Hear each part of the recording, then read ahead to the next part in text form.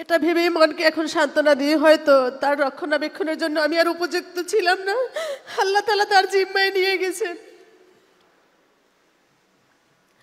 আগে অনেক স্বপ্ন ছিল আমার একমাত্র সন্তানকে নিয়ে বেঁচে থাকার, এখন আর একটা মুহূর্ত আমার বাঁচতে চায় না। আমার সবার কাছে শান্তমনের জন্য দোয়া চেয়ে বিদায় নিচ্ছি। ধন্যবাদ সবাইকে।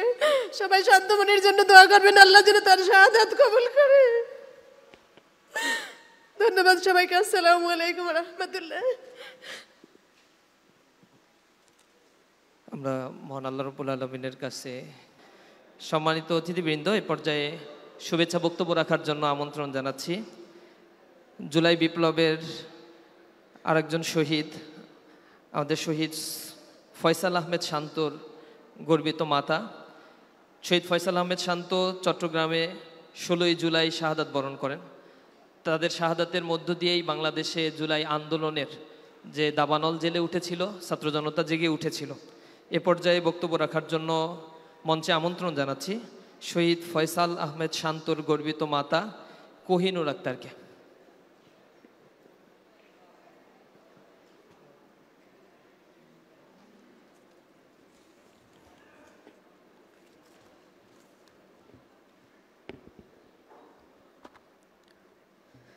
আলহামদুলিল্লাহ, আলহামদুলিল্লাহ, আলহামদুলিল্লাহ রাব্বিল আলামিন। সমস্ত প্রশংসা মহান রব্বুল আলামিনের। আমরা আল্লাহর প্রশংসা করছি এবং দরুদ ও সালাম পাঠ করছি বিশ্ব মানবতার অগ্রদূত হযরত মুহাম্মদ সাল্লাল্লাহু আলাইহি সাল্লামের প্রতি। বিসমিল্লাহির রহমানির রহিম। আজকের এই মহতী অনুষ্ঠানের সম্মানিত প্রধান অতিথি, বিশেষ অতিথি ও ডাকসু, চাকসু, জাকসু, রাকসুর প্রিয় শিক্ষার্থীবৃন্দ, আসসালামু আলাইকুম ওয়া রাহমাতুল্লাহ। আজ দুর্বার নেতৃত্বে গড়ি স্বপ্নের ক্যাম্পাস শীর্ষক কেন্দ্রীয় ছাত্র সংসদ নির্বাচিত প্রতিনিধি সংবর্ধনা 2025 অনুষ্ঠানে উপস্থিত হয়ে আমি যেমন গর্বিত তেমনি গভীরভাবে আবেগাপ্লুত। এই শিরোনামটি শুনলেই আমার ছেলে ফয়সাল আহমেদ শান্তর কথা মনে পড়ে যায়।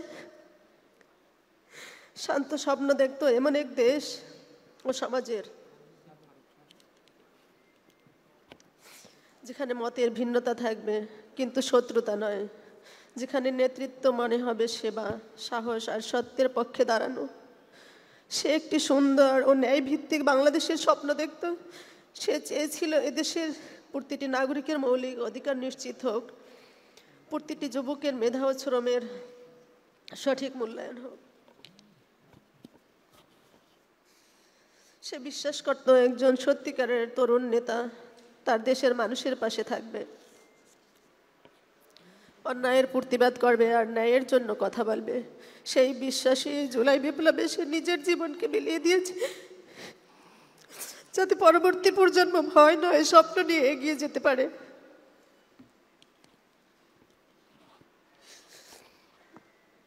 আজ তোমাদের এই নবনির্বাচিত নেতৃত্ব দেখে আমি মনে করি শান্তর স্বপ্ন বৃথা যায়নি।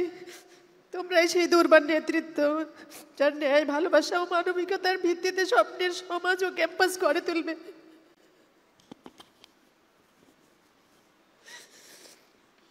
আমার সন্তানকে আমি হারিয়েছি, কিন্তু তার আদর্শ আজও বেঁচে আছে তোমাদের হৃদয়ে, তোমাদের কাজের ভিতরে।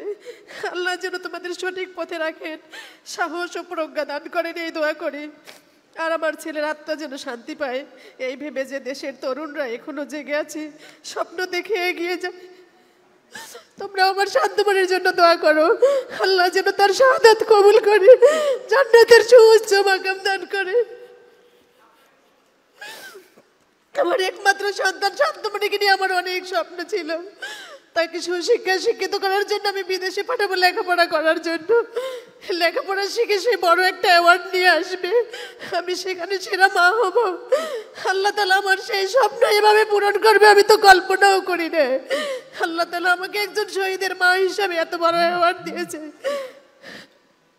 আল্লাহর ফয়সালাই চূড়ান্ত ফয়সালা, আমরা তার ফয়সালা শুকরিয়া আদায় করছি। আলহামদুলিল্লাহ। এটা ভেবেই মনকে এখন সান্ত্বনা দিয়ে হয়তো তার রক্ষণাবেক্ষণের জন্য আমি আর উপযুক্ত ছিলাম না। আল্লাহ তাআলা তার জিম্মায় নিয়ে গেছেন। আগে অনেক স্বপ্ন ছিল আমার একমাত্র সন্তানকে নিয়ে বেঁচে থাকার, এখন আর একটা মুহূর্ত আমার বাঁচতে চায় না।